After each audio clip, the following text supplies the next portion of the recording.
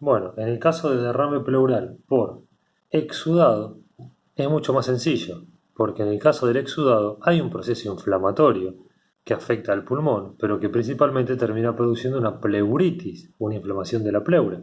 Y esa inflamación de la pleura hace que, como en todo proceso inflamatorio, si se acuerdan del año pasado, se produce la acumulación de líquidos. ¿Se acuerdan que se hinchaban los tejidos cuando hablamos de inflamación? Teníamos dolor, calor,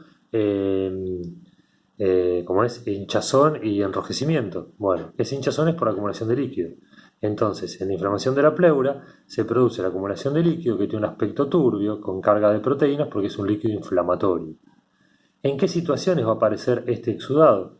Bueno, por ejemplo, en una neumonía, donde hay una irritación pleural, con una pleuritis, una tuberculosis, un cáncer de pulmón y un montón de otras patologías.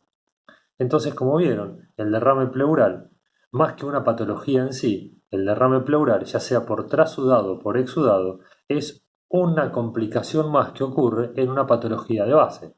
En el caso del exudado, perdón, en el caso del trasudado hablábamos que el derrame pleural aparecía como complicación en la insuficiencia cardíaca, renal o en la insuficiencia hepática.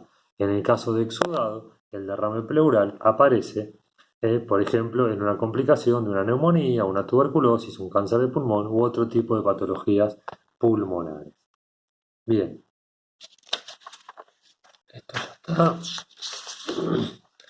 Bueno, ¿cómo vamos a ver en la RX de tórax el derrame pleural? Si ustedes se acuerdan, esto tienen que acordarse del año pasado, decíamos que la pleura tenía una doble hoja. Tenía una hoja parietal pegada a la pared del tórax, ¿sí? Que acá la voy a dibujar, acá está dibujada de color rojo, ¿sí? ¿La ven ahí? Esta es la pleura parietal pegada a la pared del tórax. Y por dentro estaba la pleura visceral, que sería esta que está acá azul, pegada al pulmón. Y que en medio de las dos pleuras, acá o de este lado acá, teníamos la cavidad pleural, que era una cavidad virtual, que solo se hacía real cuando se metía algo adentro y separaba las hojas de la pleura. Esto ya lo vimos, ya habíamos visto también en el hemotórax, que se acumulaba aire que separaba las pleuras. En el caso del agua, cuando se empiezan a separar las pleuras por peso, el líquido se acumula en la parte inferior. Por lo tanto, se empieza a meter el líquido acá y empieza a separar o a desplazar a la pleura visceral. Y la pleura visceral empieza a colapsar el pulmón. Entonces, el primer signo radiológico que vamos a ver en un derrame, cuando es de poca cuantía, es el borramiento de los senos costofrénicos. De ahí la importancia que hablábamos en la placa de tórax normal, que si no sacan los senos costofrénicos porque está cortado en la placa, el médico no puede determinar si esa insuficiencia cardíaca tiene, aunque sea mínimamente, un derrame pleural. Por eso la placa hay que repetirla, porque puede cambiar una terapéutica o un pronóstico. Tanto una insuficiencia cardíaca con derrame, con sin derrame, tampoco es lo mismo una neumonía con derrame o sin derrame. Por lo tanto, es importantísimo que ustedes vean en la placa, cuando la sacan, el seno costofrénico, o sea que aparezca el corte por debajo del seno. Si está velado o está borrado por el líquido, entonces tenemos derrame pleural. Eso sería lo principal, que el derrame pleural se va a ver como una lesión radioopaca que empieza borrando los senos costofrénicos. Pero después van a ver que puede ser de mayor cuantía y seguir avanzando. Pero eso lo vamos a ver en las demás placas. Entonces, antes de ver el PowerPoint, vamos a decir cuáles son esos signos radiológicos y ahora lo vamos a ver en imágenes. Primero, como dijimos, empieza con un borramiento de los senos costofrénicos. ¿Sí? Acá la placa dice signos radiológicos, esperen que el celular no me queda bien. Ahí. Bueno, acá dice signos radiológicos, ¿sí?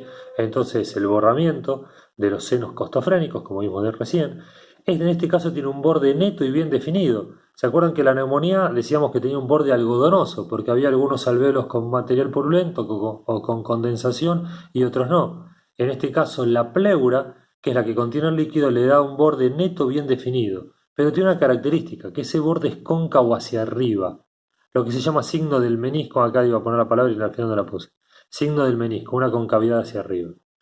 Son datos nomás, ahora lo vemos en imágenes. ¿Qué otra cosa? En la RX de frente, para poder ver un derrame, tiene que haber entre 200 a 300 mililitros de líquido. Si hay menos líquido, no se va a ver. Y existe lo que se llama derrame pleural masivo, que el derrame pleural masivo es una de las causas de mitórax opaco. Un hemitórax opaco es cuando no se ve directamente una silueta pulmonar y se ve toda la imagen blanca. En el derrame pleural masivo van a ver toda la silueta pulmonar blanca, o sea, no se ve una silueta pulmonar, y van a ver que el mediastino se desplaza para el lado opuesto. ¿Por qué? Para el lado opuesto al afectado. ¿Por qué al lado opuesto? Porque el líquido se acumula en la cavidad pleural y desplaza para el otro lado el mediastino. Van a ver que la telectasia también produce la misma imagen, pero con el mediastino hacia el mismo lado de la lesión. Eso lo vamos a ver después. ¿Qué más? Entonces, como está el líquido, el hemitórax aumenta de tamaño y para diferenciarlo de una neumonía, en el derrame pleural hay ausencia de broncograma aéreo. Esos son los signos de derrame pleural.